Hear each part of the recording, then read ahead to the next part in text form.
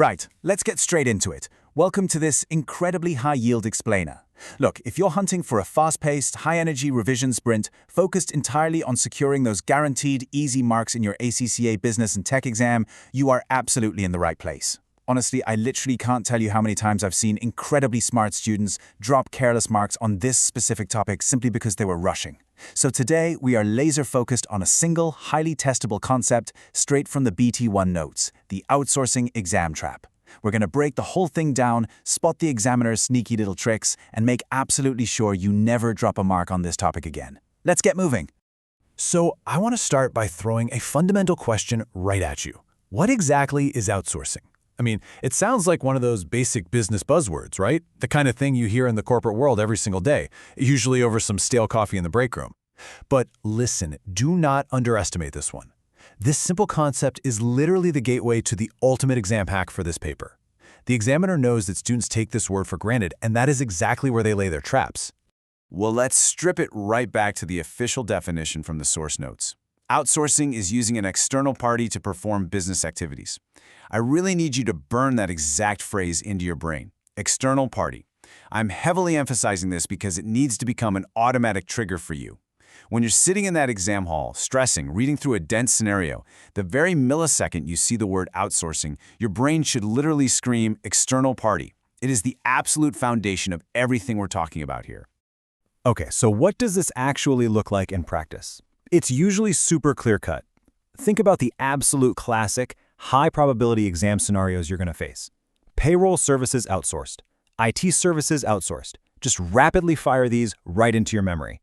And why these two? Well, because they're standard business functions that companies constantly hand over to specialists.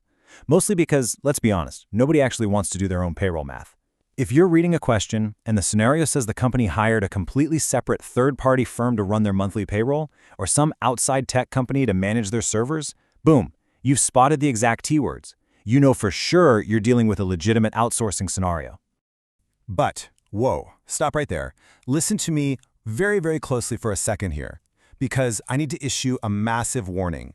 We are entering the internal versus external trap. This is it. This is the exact trick the examiner uses to reach right into your paper and steal your hard-earned marks. They'll set up a scenario that sounds like outsourcing, it feels like outsourcing, but they are baiting you. They just want you to rush, misread the situation, and fall straight into the trap. So how do we beat the trap? You absolutely have to spot the difference here.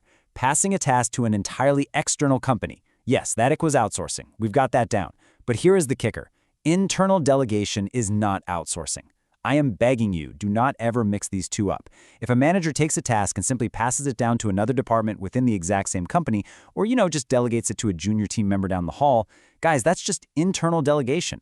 No matter how fancy or complex the examiner makes it sound, if the work doesn't leave the building and go to an entirely separate external company, it is absolutely not outsourcing. All right, bringing it all together, it all boils down to one single golden rule. Outsourcing equals external work. Say it with me in your head. Outsourcing equals external work. That is literally it. If the work goes external, it's outsourcing. If it stays internal, it's just delegation. Take that unshakable confidence right into your exam, look out for the examiner's tricks, and absolutely smash those easy marks.